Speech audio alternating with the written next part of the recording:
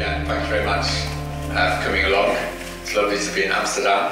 And yeah, I'm going to talk about Extinction Rebellion and what to do, because I guess that's what we're all asking and have been asking for a while. And I'll start off by just making clear that what I'm going to say is at the end of the day my own opinion. So I'm not representing some central committee or something, but the official version of Extinction Rebellion, I'm talking on my own behalf. So if you don't like what I say, you can blame me, not Extinction Rebellion. And I'm not going to get too rhetorical. So basically I'm an academic and I'm a strategist, and I've been involved in systematic research on what has gone wrong with the climate change movements and what needs to go right. And I think we're probably all in this room today because we've come to a rather serious conclusion that if we don't get it right, we're going to be dead soon, or at least our children are. So we don't want to get it wrong, and that requires a certain amount of intellectual honesty and systematic vigour, as you might say. So I'm going to be focusing on a few of the key elements of why Extinction Rebellion has become successful and why hopefully it's going to be extremely more successful in the next year.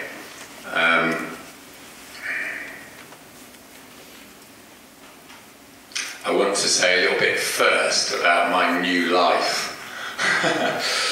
Because, as you may know, I'm an organic farmer, and 20 years ago I escaped from the human race to grow vegetables in Wales because I wasn't that keen on humans. But it'd be nicer to grow plants. So for about 15 years my main activity was looking at weeds and not talking to anyone, and it was quite nice actually. But a number of years ago it rained every day for 7 weeks, which was one of those 1 in 1,000 year events they keep saying, or 1 in 1,000 years, but keep happening every 2 years. And everyone that I employed lost their jobs, and it dawned on me that running to the hills wasn't a viable strategy to deal with human fallibility, let's put it like that. So I went off and did research and what have you, and in the last year my life has, well, I feel like, you know, those Netflix movies that you watch, you know, dramatic things are happening to someone else in another time and place, and it's all quite reassuring. And I feel like suddenly I'm in front of the camera and I'm in this movie, and every few days or weeks something outrageously unexpected happens. And my proposition to you guys is you're about to enter this movie too, if you haven't already entered it, and very shortly afterwards the good citizens of Amsterdam are going to be thrust into this movie as well. So you're like the first movers, and I'm the weird guy that was the first, but there we go. So I'll just give you a little sample of my new non-farming life. So I'm in this big posh office now in London with all these hundreds of people working for Extinction Rebellion. And yeah, last week, I think it was 2 or 3 weeks ago now actually, I had to talk to this rich guy in California, and I was told he was very rich. I was a little bit nervous. Anyway, he knows Bill Gates, so I suppose he must be rich.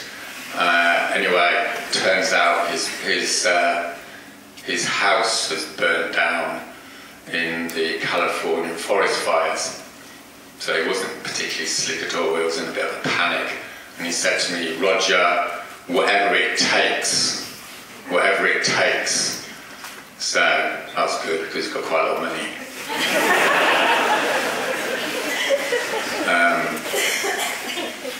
And then 2 or 3 weeks ago we got rung up by this diplomat And having spent most of my life reading, I'm not that well up on diplomats, but he's a top diplomat, let's put it like that, and he's organising the COP thing. So maybe some of you know about this COP routine. So like thousands of very important people get together every year and decide to do nothing about climate change. heard that one. So he's ringing us up, and I thought he was going to say, you know, let's get Roger Hallam or Gale to go and talk at the COP so they get some kudos or something. But it turns out, to quote, he wants us to cause chaos at COP. He wants us to shut it down, and this is the guy that's organising it. So that's sort of interesting, isn't it? And just to give you a final flavour of my new life, there's this BBC journalist who is on telly every night. I don't actually know who he is because it was all a bit secretive. Anyway, he phoned up during April to tell us how to effectively blockade Parliament. Because presumably he's got insider knowledge. So this, in case you're not totally aware, is the new reality that millions of people around the world, including people in high up places, have done the maths and they're all shitting themselves about what's happening. And, you know, even rich people can do the maths, it appears, thank God. So, before I sort of tell you what outrageously unpopular things you're going to have to do to sort this out, I'm going to sort of like try and set the scene a little bit by telling you how fucked we are. Because if you don't get into that and you don't emotionally connect with that reality, you're certainly not going to agree with the second part of my talk. Because Extinction Rebellion, if you haven't noticed, is about telling the truth. And the truth, of course, is very unpopular.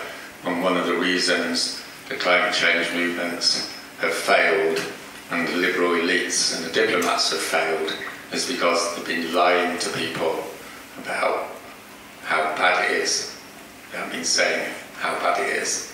So I'm going to tell you very quickly how bad it is, so we sort of know where we're up to.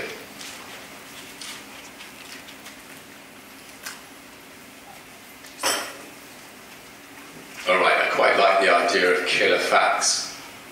So a killer fact is something like this. You go to the doctor and you've got something wrong with your foot, sort of a bit of a blister. You've got a bit of a rash on your arm, and you're getting intermittent headaches, and it's all a little bit complicated. But you've also got terminal lung cancer. So the killer fact is the lung cancer, right? You can have loads of other little fiddly things going on, but it's the lung cancer that's going to kill you. That's the killer fact. It's the way life is sometimes. There's facts and they're real. So it's the same really with climate change. There's a whole load of facts out there, and it's very complicated, or so we've been told by the people who aren't doing anything about it. But at a certain point, you realise there's some killer facts which are happening regardless of all the fiddly bits. So I'm going to give you 3 killer facts. So the first killer fact is that the Arctic is 70% melted. It's not 2% melted. That would be of concern. It's not 10% melted. That would be a reason to panic. It's 70% melted. That's the volume in the summer. And there's a Harvard professor 2 or 3 weeks ago, who presumably knows what he's talking about, said it's guaranteed to be totally melted. The permanent ice in the Arctic will be permanently melted by the end of 2022, which is in 2 years' time. But you don't need to be a Harvard professor to work this one out. Like, there's ice, it's warm, it melts, it continues melting, and then it's gone, right? It's not that complicated, is it? If you're like an average teenage science student, you can go and look at the graph. The only reason we're shocked is because we don't want it to happen, not because it's complicated. So if you're a good scientist, you should always look at things from several points of view, so you don't think that's too shocking. You can have a look at the amount that the Earth has warmed up. So I'm sure you know that the Earth has warmed up by approximately 1.2 degrees centigrade since pre-industrial times. And there's this thing called the Paris Agreement, isn't there? Do you remember that? 2 degrees centigrade. Well, turns out that the Paris Agreement was the biggest act of mass self-delusion in the history of humanity. Because as they were signing it, the scientists already knew that it was complete bollocks. We're already going to be heading over 2 degrees because of locked-in natural processes that we've already triggered. It's all there in the scientific peer-reviewed literature. There's a thing called the carbon lag. When you put carbon into the atmosphere, it doesn't translate into high temperatures the following day. It takes 10 to 30 years. So even if we were to stop putting carbon into the atmosphere tomorrow, we'd still be having higher temperatures, right? It's just basic physics. It turns out there's 0.7 of a degree still to come down the tubes. So that puts us up to 1.8. And then there's the inconvenient truth of global dimming. The pollution that's created by fossil fuels shades the sun's rays. So once we've got rid of the fossil fuels, the pollution will be removed and it'll get hotter by something up to 0.7 degrees centigrade. So that takes us up to what? Let's say 2.5. And then there was a rather sort of discreet article in The Guardian 2 weeks ago where the scientists are now estimating that the carbon emitted by the world's soils will raise the average global temperature by another degree centigrade. Because when you heat up the world, you heat up the soils, and if you heat up the soils, you know this is if you grow, because you do composting, it heats up the gases and it emits carbon into the atmosphere. So, I'm sure you're all good at maths. That's what? 2.5 plus another 1, 3.5. So God knows where they got 2 from, right? Who's trying to fool who here? Right? It's already locked in. And that's before we talk about the methane, before we talk about the chopping down of the Amazon, before we talk about the forest fires. I mean, really, who's fooling who? I don't know.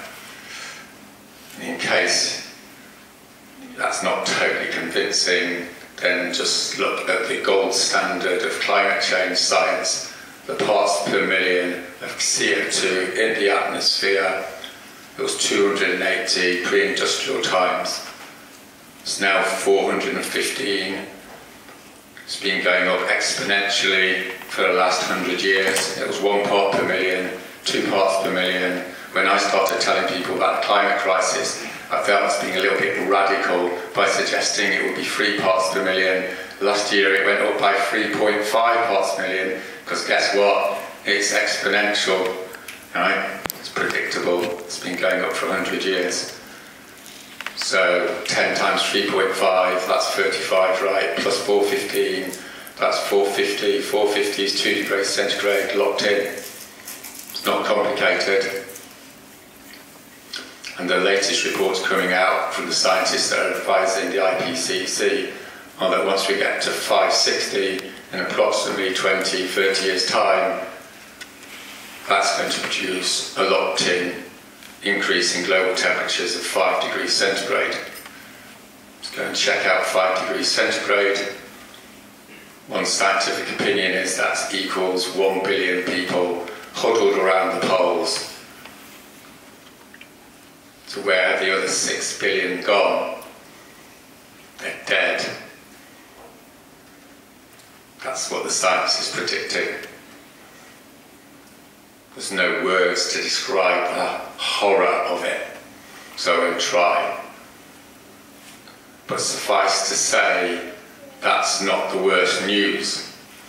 the worst news is social collapse, because long before the sea levels rise, long before all these scientific facts come into action, people will be slaughtering each other on the streets because they won't have enough food to eat. There's a big scientific, social scientific literature on social collapse. You can check it out. Go and have a look at Somalia. Go and look at Afghanistan. People turn very brutal when they haven't got enough to eat. I know a sustainability professor who's done work at a top university for the last 30 years, who's predicting a strong possibility of mass starvation in Europe in 3 years' time. 3 years' time. This is why the elites are shitting themselves, because they've read it as well. And that's because last year food production was down by 20% in North America, Europe and Russia all at the same time.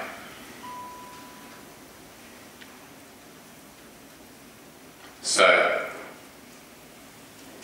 15 minutes on climate change to set the scene.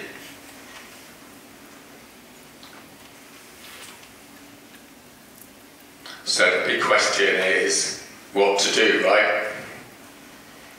We know what a lot of people are going to do. They're going to bury their heads in the sand even firmer. We know what the radical right is going to do. They're going to say, let's party for the next 20 years and fuck everything else. So that's another option. There's a third option, which is to do something about it because we have the self-respect to want to do something about it, and we have the civic duty to do something about it. So when Martin Luther King engaged in mass civil disobedience in the American South in the 1960s, there was a bit of a joke, and the joke was they only had 2 books to go on, the Bible and the autobiography of Gandhi. In other words, they made it up as they went along. But in the last 30 years, there's been systematic social scientific research on how to radically change a society in a progressive way in the shortest amount of time, particularly when you're dealing with a psychotic elite. So I suppose that sort of fits the bill of where we're at today, right? So one of the main scholars, she's from Harvard as well, she comes over to the UK earlier this year. She tells us a joke about Martin Luther King and Gandhi in the Bible, and then she says, we don't have any excuses anymore. We don't have any excuses to know what to do if we're serious, and when we get serious about creating fundamental change in our society in a very rapid fashion. And the reason why we've got no excuses is because there is something we can do, and that something we can do is mass participation, civil disobedience, which sounds a bit of a mouthful, but basically it means loads of people getting nicked, getting arrested, and lots of people going to prison. And there's a number of reasons why that works. But what I want to make clear is it doesn't always work, okay? Just to preempt those questions, okay? Life is complicated. There's no guarantees. In the real world, there's limited options, right? There's not the golden option where everything will be okay. We're going to continue to fail, or we're going to do something that's less likely to fail.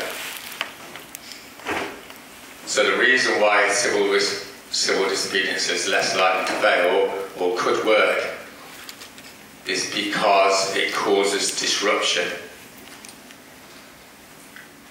And the first principle of changing things in a society is to cause disruption, because that gets attention.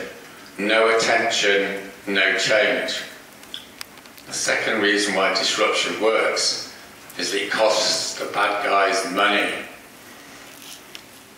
Waving a few banners in Amsterdam is not going to cost anyone any money. Makes you feel good, you go home and nothing changes. That's no disrespect to the people that wave the banners. They're lovely people. I've waved banners, it's great, gives you a good buzz. Also happens not to work. Two things are separate. Don't take offence.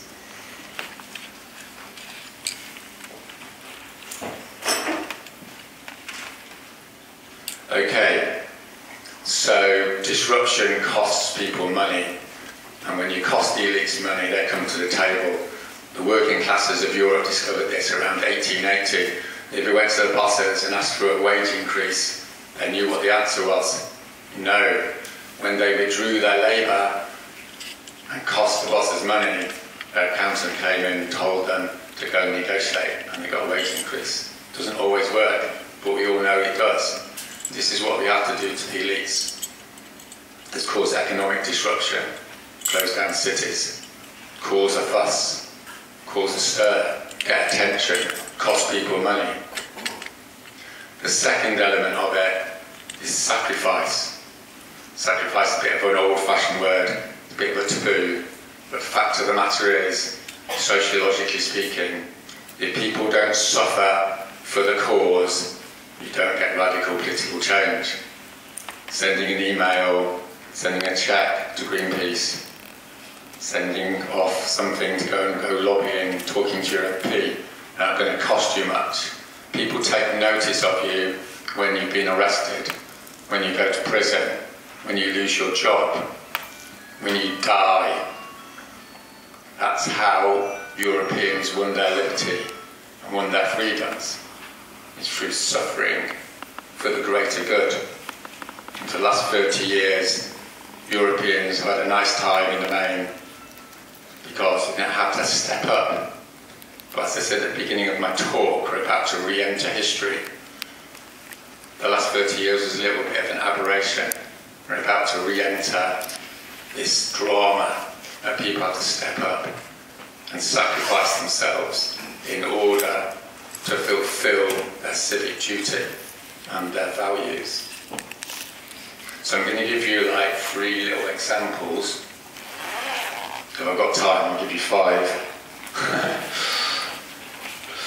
Okay, so in 1931, there's this guy called Gandhi, and he got together 78 people to commit civil disobedience. 78 people. It's about half the people in this room, okay? That's not a hint, by the way.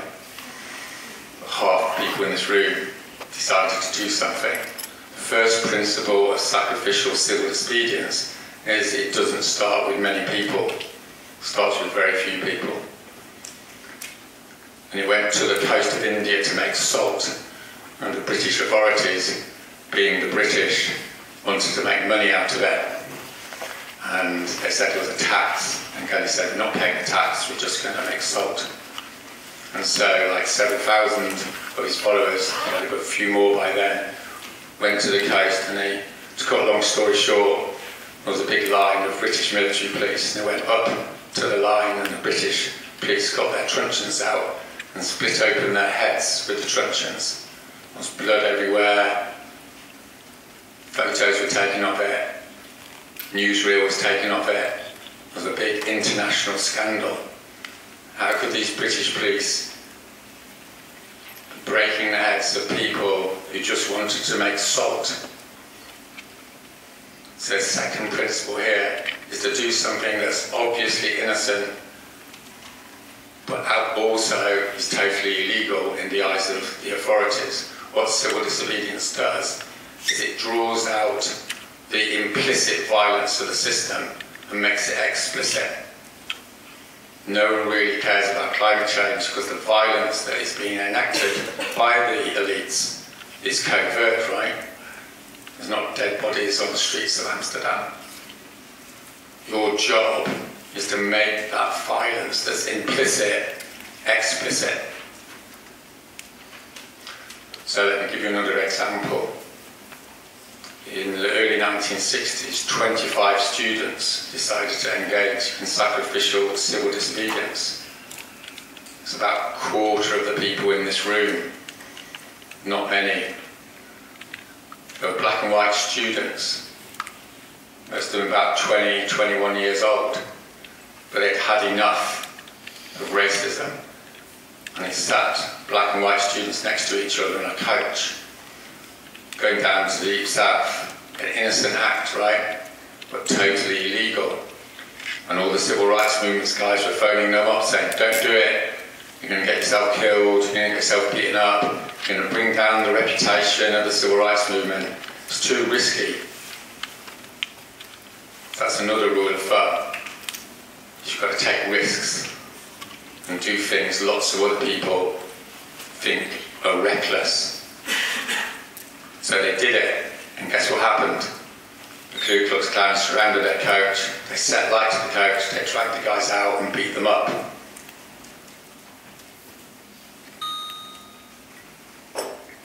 What happened next was another 25 students got on a bus.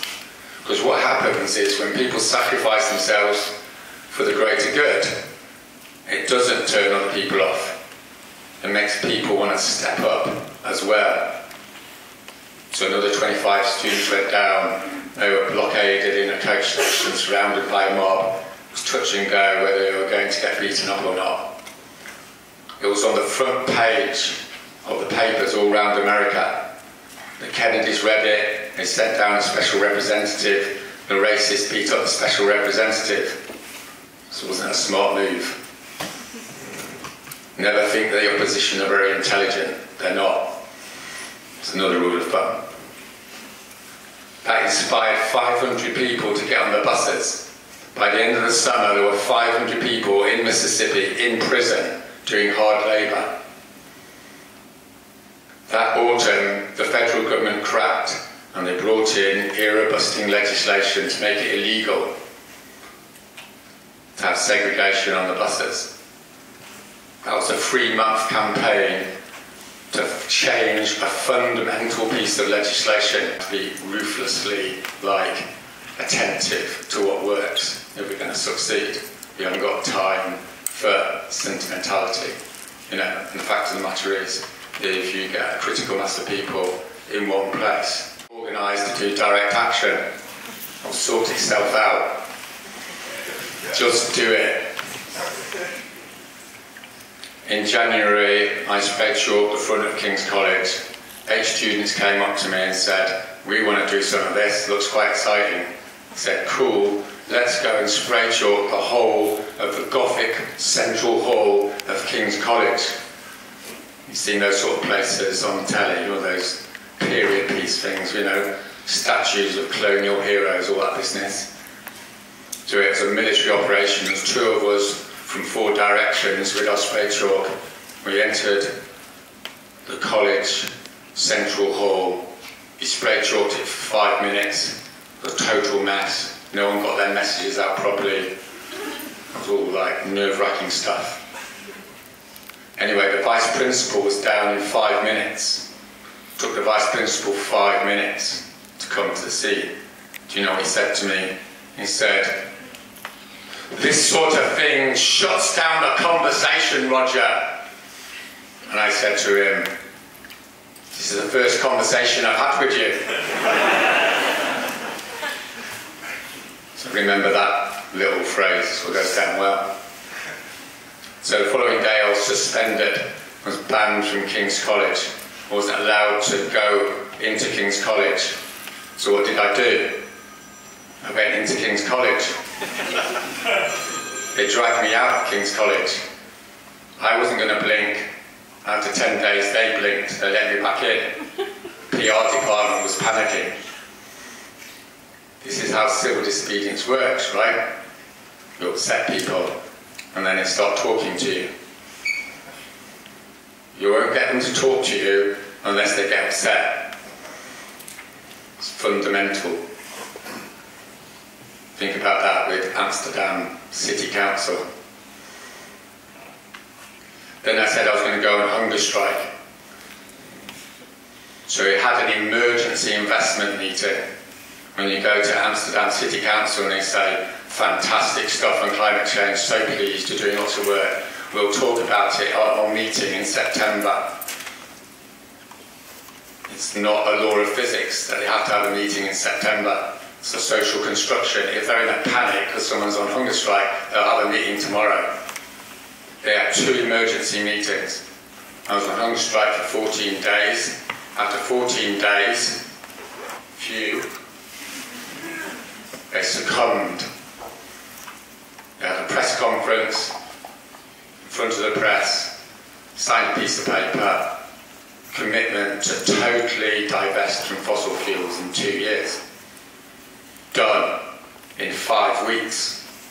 5 weeks. So let's not pretend we don't know how to do it. Okay? Sacrificial civil disobedience. I'll just tell you a little bit about April, because that's maybe the reason why he's sitting here today, right? 1,200 arrests in 8 days, the biggest act of civil disobedience in British history. Beforehand, the British public know nothing much about the climate crisis. Afterwards, 67% of the British public agrees there's a climate emergency. The Labour Party hasn't talked about it for 2 or 3 years in Parliament. Suddenly, they discovered a climate emergency. They have a debate, and Parliament suddenly decides there's a climate emergency. What's the causal factor? Mass participation in civil disobedience. The press suddenly discovers the climate emergency. There's more talk about it than 30 years of conventional campaigning.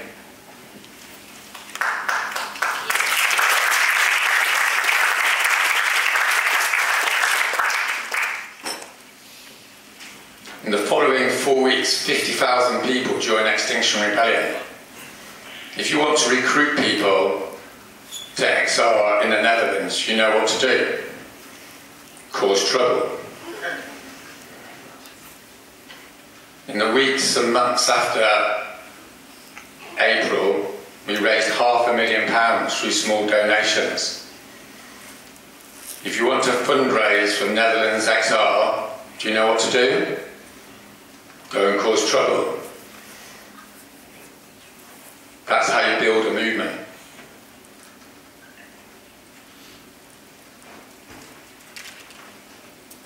Seven minutes, right? So, what's happening? Thousands of people at the moment, hundreds of thousands of people, in fact, around the world, have woken up to the rather unpleasant realisation that we're all fucked unless we do something. We've been lied to for 30 years now that all these posh guys are going to do it for us. At the COP, in the government, in the media, they're not. They're not going to do it. And that's probably why you're here in this room.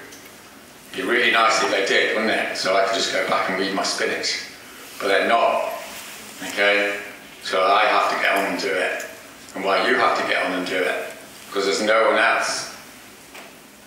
Because I'm semi-famous now, I get to talk to all these posh people, right? I talk to the chief executive of Greenpeace. I talk to the editor of The Guardian. I talk to these top politician people. They're not going to do it. Okay? I can assure you. They don't give a shit.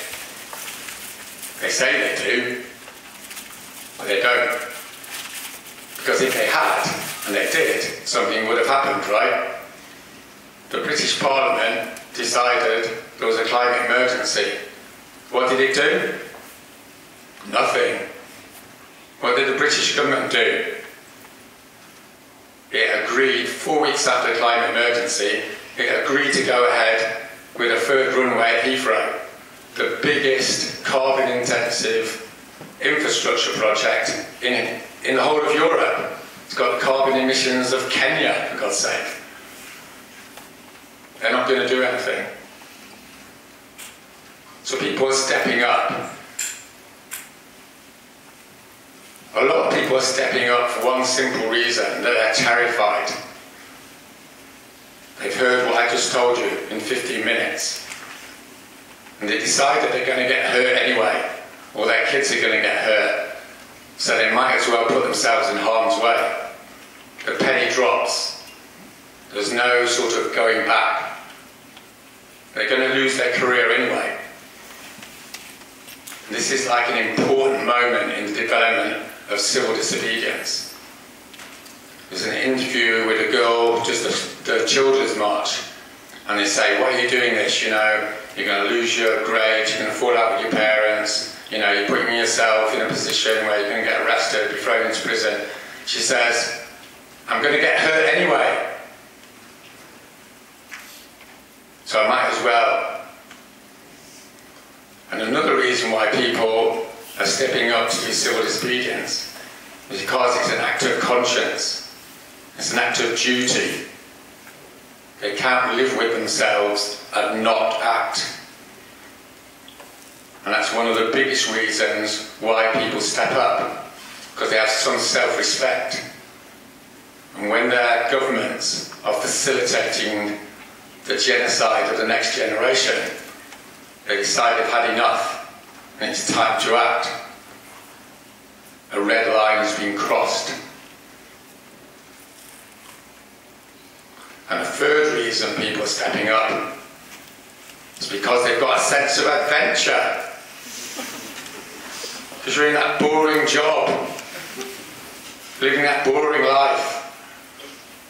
You haven't done anything very good in your life so far, so you might as well do something semi-decent for a change. Thank you.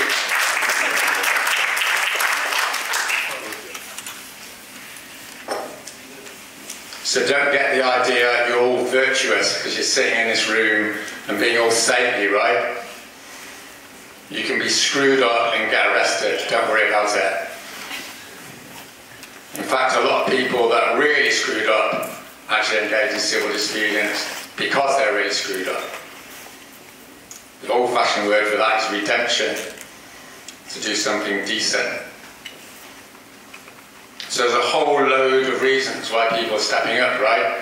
You might not agree with some of them, it might not be you, but they're all valid and they're all needed. And you know how you should finish your climate change talk, right? On a positive note. You know, it's not so bad. There's hope. The policy makers just need to do X, Y, and Z, even though they haven't done it for 30 years. We're seeing all those presentations by scientists. It's bad, but... So I'm not going to finish on the it's bad, but there's hope note. Don't think hope really comes into it. But I am going to say something positive. I think you can look upon bad news in two ways, right? You can try and deny it and turn away from it, but it doesn't really work because you end up living a lie. And millions of people at the moment are living that lie, which is climate change isn't quite as bad as I thought it was, and I don't really have to step up. But according to ancient wisdom and modern psychological research, may I add, living a lie is bad for your health. It makes you miserable, you have internal debates with yourself all the time, you're stressed, you're irritable. But something else you can do, which is to step up. And when you actually decide to act and not lie to yourself, then you become whole. And during April, lots of people stepped up for the first time. They'd never done anything illegal in their lives, but they were fed up of living that lie. And they sat down on the road and got arrested for the first time. And a lot of those people came up to me afterwards and they said, Roger, that was the best 2 weeks of my life. So I wasn't very neoliberal, was it? Because the fact of the matter is, when you step up and stand up for what's right, you're a lot happier. So that's the good news. So let's get to it, right? Yeah. Thanks.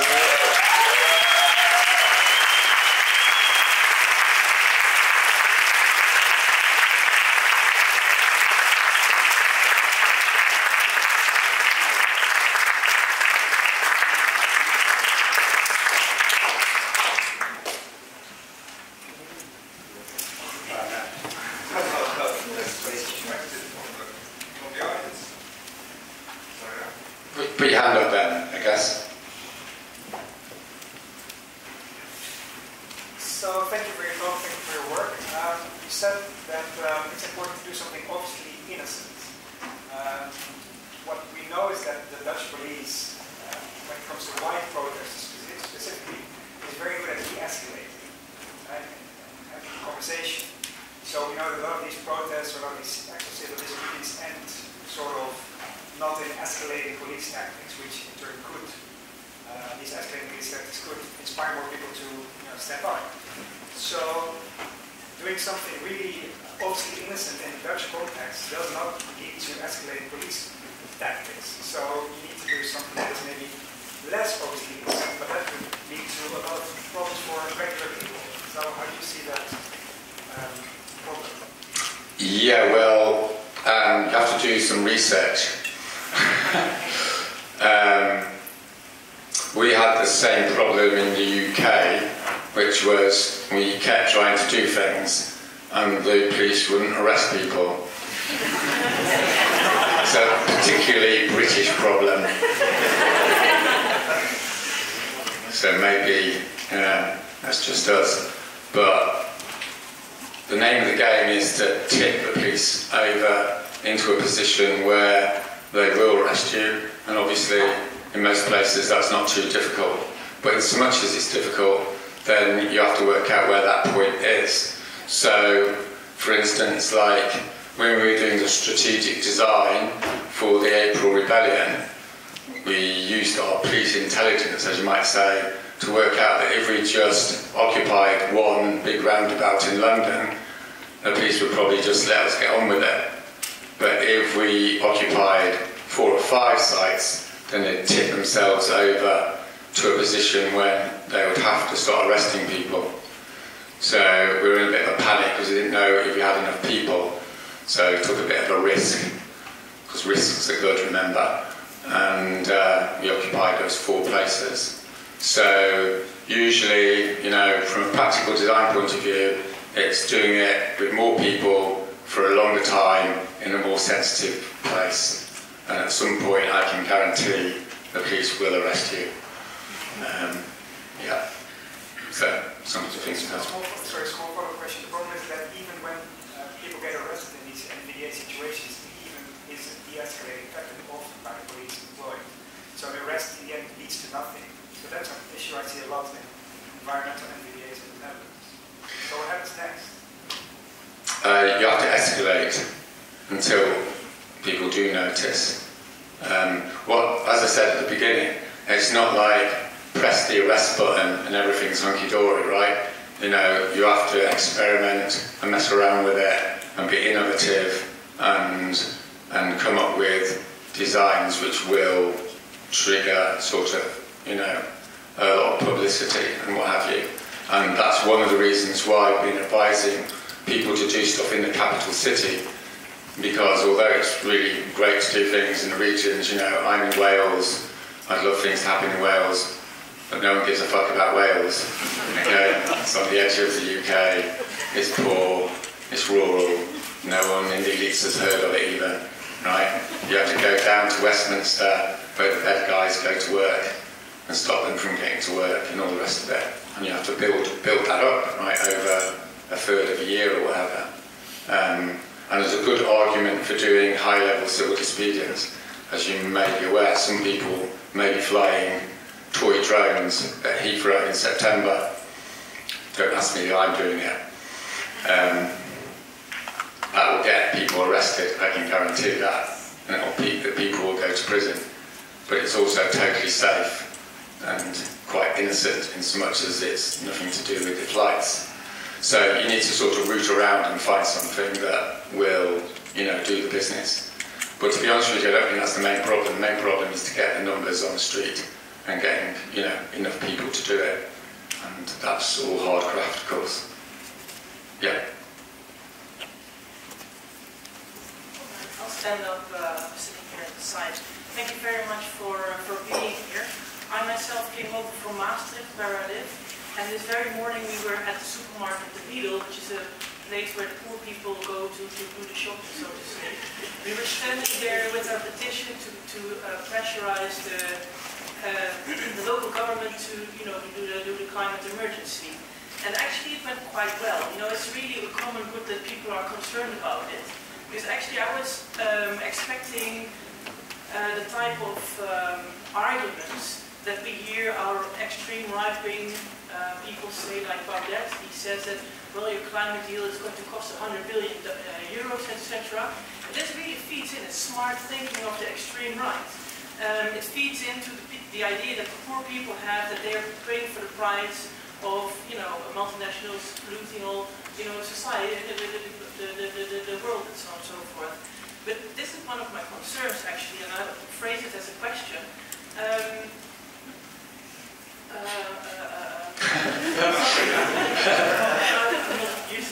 So this is a concern of mine, actually, that the climate movement is too busy, you know, getting their arguments properly ahead, how to deal with the police, and who are our allies, and so on and so forth.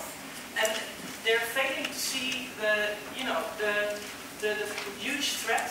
And here in the Netherlands we have a huge threat with the Forum for Democracy, etc. We also have to you know, formulate arguments against the extreme right. And you were talking about social collapse. This triggered my question. So how do you think? How do you think we have to go about, you know, defending, you know, our points, not only to save the world, but also to, you know, stop. Okay. So, how to deal with fascism? It's that sort of minor irritant.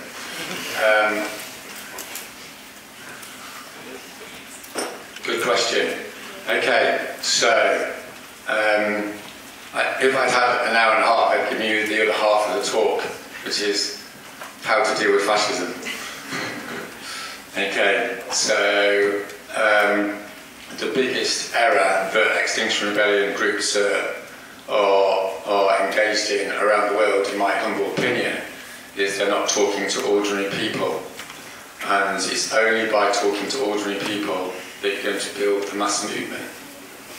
Extinction Rebellion was basically created by a bunch of heretics from the left who decided that the strategies and practices of the left were going to facilitate the victory of fascism in the context of the climate emergency, unless we built a mass movement to change policies and culture in a very short amount of time.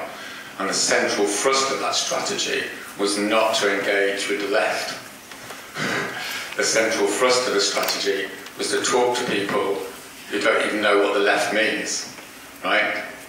So we went to all the town halls and village halls around Britain doing talks to ordinary people. So a lot of the people that got arrested in April were not green activists. A lot of them were women over 50. Yes. The main demographic.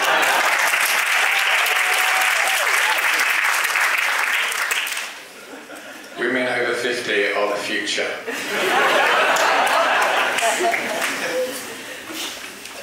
I'm saying that's a sociologist. But it's true. So what that means then is that you get a universalist message and it gets you out of the silo, and you get, crucially, you get the critical mass of people on the street. So talking to people in Belgium about it and what have you, about the, you know, the nuts and bolts of it. But the fundamentals of it are to go, you know, split the Netherlands up into 50 sections and make sure you do a talk in all those 50 sections, all those 50 towns or villages, whatever it is, and then just bloody do it, right? Don't be afraid of talking to people that aren't like you. They won't eat you up, okay? And when you tell people that quarter of an hour section on why their kids are fucked, you won't be surprised to find out lots of people got tears in their eyes, whatever their cultural or political background. And then the next step is to get them set up a group so that they can become autonomous culturally and what have you, and then to tell them to come down to Amsterdam and sit in the road. That's how it works. It's actually not that complicated. You know, and we're in this climate emergency, and one of the things I'm trying to communicate to people is let's keep it simple, right? Go and do the talk, mobilise people, train people to do MVDA, non-violent direct action, and come and sit in the road. That's it. That's the fundamentals. And hopefully you're going to do it. Yeah. I'm going to be a little vulnerable here, but what would you say to someone like me, who is a bit of a coward, who has a job that makes barely enough money to pay rent, and is afraid to lose this job and be homeless? I mean, I'm exaggerating a bit, but I'm on the one hand dying to do something, on the other hand I'm just afraid and a bit paralyzed. Mm. Well, there's two sides to this, and it's a sort of delicate balance, because as you can imagine, I go around, you know, talking to people and they get this idea that I'm telling them to do something. So just to be clear, I'm not telling anyone to do something, I'm just telling you that if you want to be successful, this is what needs to happen. It's your decision as an autonomous adult, as it were, to decide what to do with your life. But if you want to maximise the probabilities of children not going to their deaths, then this is the thing to do. Having said that, it goes without saying that getting arrested and certainly going to prison is not something that's equally of equal cost to everyone. If you've got dark skin, or you're vulnerable mentally, or poor, or whatever, then you are potentially and very likely going to take higher risks. But that doesn't mean people that aren't in those groups won't step up, of course, but it's their decision. But the other thing to say is that when people engage in civil disobedience, it's important to recognise that it's a community activity.